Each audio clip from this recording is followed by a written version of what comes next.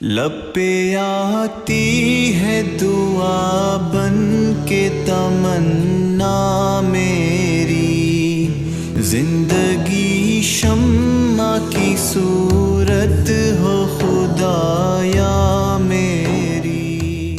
प्यारे बच्चों, इस पार से लेकर उस पार तक आप जहाँ कहीं भी हमें सुन रहे हों, आपको हमारा प्यार भरा सलाम।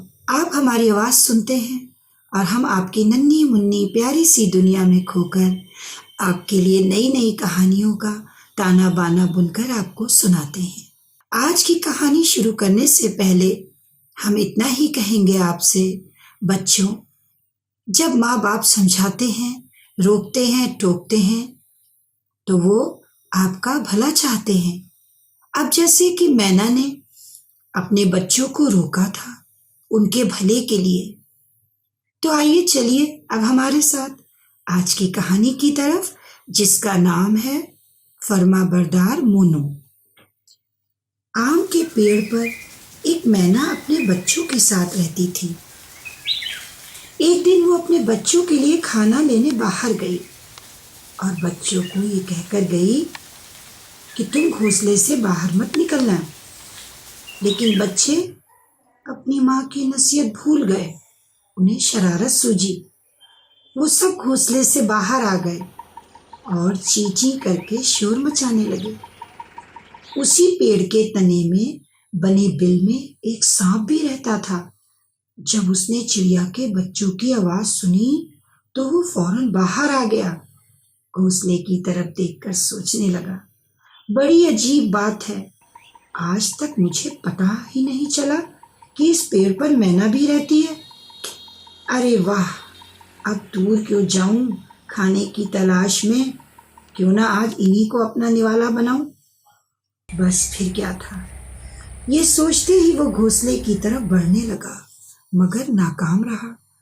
आखिरकार थक कर सोचने लगा, इन बच्चों तक पहुंचने के लिए मुझे अपने दोस्त सप्पू बंदर की मदद लेनी पड़ेगी। वो बंदर के पास पहुंचा और उससे बोला, सुनो, इस पेड़ पर मैना के जो बच्चे हैं, अगर तुम उन्हें मेरे पास ले आओ तो मैं तुम्हें इनाम दूंगा। बंदर ठहरा लालची, कहने लगा, बस इतनी सी बात, उन्हें लेकर अभी आया। ये कहते हुए बंदर घोंसले के पास पहुंचा और उन बच्चों को नीचे बुलाने की तरकीब सोचने लगा। अचानक उसके दिमाग में एक आइडिया आया। वो पेड़ की डालियां हिलाने लगा। डालियों के साथ घोंसला भी हिलने लगा। मैना के बच्चे चींची करके शोर मचाने लगे। वो सोचने लगे कि शायद आंधी आ गई, अब क्या करें, किसको मदद के लिए पुकारें। मैना के दो बच्चे घोंसले से बाहर ही शोर मचाते रहे, मगर मैना का तीसरा बच्चा मोनू घोंसले में जाकर छुप गया। उन दोनों बच्चों को बाहर देखकर बंदर ने झट से पकड़ लिया और उन्हें ले जाकर सांप को दे दिया। सांप ने उनमें से एक को खा लिया और दूसरे को काट कर छोड़ दिया। पलक झपकते ही वो भी मर गया। उधर घोंसले में छुपा डरा सहमा मोनू ये सब मंजर देख रहा था। वो कर भी क्या सकता था, सांप का तो पेट भर चुका था। वो अपने बिल में जाने के लिए जैसे ही मुड़ा तो बंदर ने उससे कहा, ऐ दोस्त, मुंह ना मोड़, वादा ना तोड़, अरे मुझे इनाम तो देता जा। क्या तुम नहीं जानते वादा तोड़ना कितनी बुरी बात है? बंदर की बात सुनकर सांप बोला, क्या तुमने गलत नहीं किया? मुझसे ज्यादा गलती तो तुम्हारी है। मैंने कहा और तुमने कर डाला।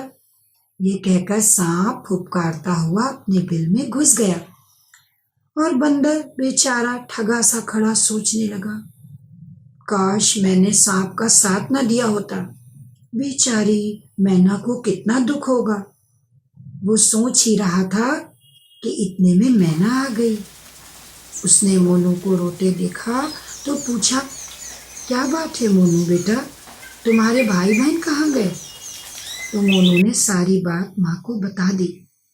अब तो ना पूछो, अपने दोनों बच्चों के दुख में वो बहुत देर तक जोर जोर से चींची करके रोती रही और फिर मोनू को अपने परों में छुपाते हुए बोली, बेटा, नबी करीम सल्लल्लाहु अलैहि वसल्लम ने फरमाया है कि अल्लाह की खुशी माँ बाप की खुशी में है और अल्लाह का गुस्सा माँ बाप की नाराजगी में है। इसलिए हमेशा माँ बाप और बड़ों का कहना मानना चाहिए। देखो ना, तुमने मेरा कहना माना और आज तुम सही सलामत मेरे साथ हो। तो बच्चों, अब वक्त है आपसे अलविदा कहने का, तो चलते चलते इतना ज़रूर कहेंगे। दोस्तों, अगर आपने हमारे स्टोरी स्टोर चैनल को सब्सक्राइब नहीं किया है तो आज और अभी कर लें, बेल आइकॉन भी प्रेस कर लें। इस कहानी को लाइक करें और तमाम दोस्तों में शेयर करें। इसी के साथ इंशाअल्लाह फिर मिलेंगे एक नई कहानी के साथ। तब तक के लिए खुदा हाफिज।